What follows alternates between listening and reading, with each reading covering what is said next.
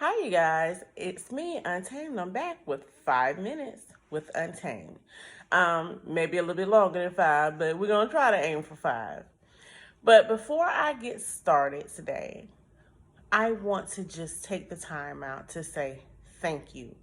Thank you, thank you, thank you to everyone who tuned in to episode 1 of 5 Minutes with Untamed, who has shared it, supported it, subscribed. I appreciate you so much for helping me to grow this YouTube channel.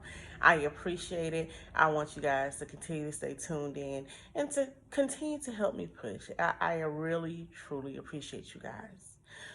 Well, on episode 1, what I talked about a lot was my literary journey through publishing and introduce you guys to my newest release, The View, and read you guys a snippet. But what I want to do with this episode is just let you know how I even became enamored with writing, what introduced me to the pen and pad. And so I'll talk about that a little bit right now. My formal introduction to the pen and pad was through poetry. Yes, poetry is and forever will be my first love when it comes to writing. I was introduced to poetry formally through my education. I was in middle school. My English teacher was teaching us about poetry, styles, and we had been assigned a project where we had to write our own poems with these different styles that we learned and create our own original poetry book, which mine was simply titled Book of Poetry. I got an A. And shout out to my teacher, Miss Jackie Collins, who introduced me to poetry and helped me fall in love with it. Little known fact, she's my fam. They did not know. She's my cousin, but she ain't go easy on me, so no worries. And she's good and retired now, so I feel safe in being able to tell you guys that. But shout out, fam. Just thank her so much for that. However, I want to talk a little bit about my first poem outside of my formal writing for school. Of course, like with any girl, it was about heartbreak. I was a teen. Come on. Me and Mr. Isaiah are cool now. I ain't gonna put you fully on blast, homie. I won't say your last name. But I remember writing my first, revenge heartbreak poem. It was a roses are red type of deal. I said something about, you broke my heart, you tore it apart, put me through stress and mess. Something, I don't even remember the whole thing, but I know I wanted to end it with a snap, a little snappy comeback deal. So it ended something like, it's okay, I wish you the best. I'll find someone to pick up where you slack, but baby, you still ain't getting that starter jacket back. And I didn't give him that starter jacket back either. So, yeah, I'm telling my age because if you're old enough to remember starter jackets, you knew they were the ish. So, yes, that was my very first piece. However, what I want to do today is this one is going to be dedicated to sports. I'm a sports aficionado. I love football. I love basketball, boxing, MMA. I am that chick. My first video, you saw I had on the Dallas Cowboys shirt. Today I got on Mamba out. I'm a Lakers girl. Kobe is my favorite basketball player of all time. And so what I want to do is just share with you guys something that I did that was very, special for me.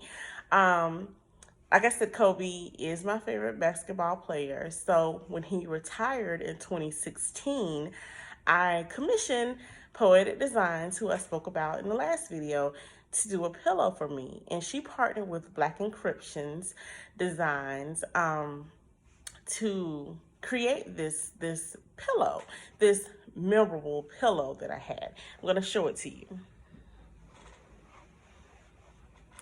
Here's the pillow. Hope you guys can see. It's really big. It's really nice. On the front is his retirement dedication piece called Dear Basketball that he wrote, basically just honoring his love of basketball. And what I did in turn was wrote a piece called Dear Kobe because he's my favorite player, and it's a response to his Dear Basketball speech. So what I want to do for you guys right now is I'm going to read Dear Basketball, and then I'm going to read my response and give y'all a little poetry moment with Untamed. Dear basketball, from the moment I started rolling my dad's tube socks and shooting imaginary game-winning shots in the Great Western Forum, I knew one thing was real. I fell in love with you. A love so deep, I gave you my all, from my mind and body to my spirit and soul. As a 6-year-old boy, deeply in love with you, I never saw the end of the tunnel. I only saw myself running out of one. And so I ran. I ran up and down every court after every loose ball for you. You asked for my hustle, I gave you my heart. Because it came with so much more. I played through the sweat and hurt, not because challenge called me, but because you called me. I did everything for you because that's what you do when someone makes you feel as alive as you've made me feel. You gave a 6-year-old boy his Laker dream, and I'll always love you for it. But I can't love you obsessively for much longer. This season is all I have left to give. My heart can take the pounding, my mind can handle the grind, but my body knows it's time to say goodbye. And that's okay. I'm ready to let you go. I want you to know now so we both can savor every moment we have left together. The good and the bad, we have given each other all that we have. And we both know no matter what I do next, I'll always be that kid with the rolled up socks, garbage can in the corner, 5 seconds on the clock, ball in my hands. 5, 4, 3, 2, 1. Mamba out. Love always, Kobe. And that was on the dedication of his last game, 4/13/2016. And that's special for me because 4/13 is my birthday. So his final game in the NBA was played on my birthday. And I wrote a poem that I have on a shirt that I had created. The front has the Dear Basketball picture. The back has my piece. And yes, I own the copyrights to this piece right here. I'm going to share this with you guys. Dear Kobe, I grew up in an era where we were coming off of Jordan's reign. While he reigned supreme for many and even wild kids our age, we were left with the feeling of not knowing if we would have a Jordan or a Kareem or a Russell or a Magic. And then you put on a Lakers jersey. Your arrogance turned off many, but your hustle turned our eyes on. It gave us hope that maybe, just maybe, in our lifetime would be a generation that went down in history to say we grew up with the great. And so we watched. We saw that arrogant hustle turn into an unstoppable heart. We rode the wave of the transition from number 8 to number 24, from Lower Marion teen to Los Angeles man. And we grew with you, from ball hogging nasty dunks, to fadeaway shots, defensive stops, to 81 points, to elevating teammates, to Phil Jackson, through 18-time All-Stars, 5 championships, 2 MVPs, and 20 years of Black Mamba madness.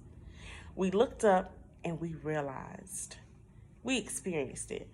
We lived it. We grew up with the great. But we realized you were more than great.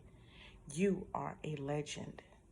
And as the clock ticked down, we were okay because we knew it was time. We saw for the first time what we wished for at the exit of Jordan, what we bragged to our kids about.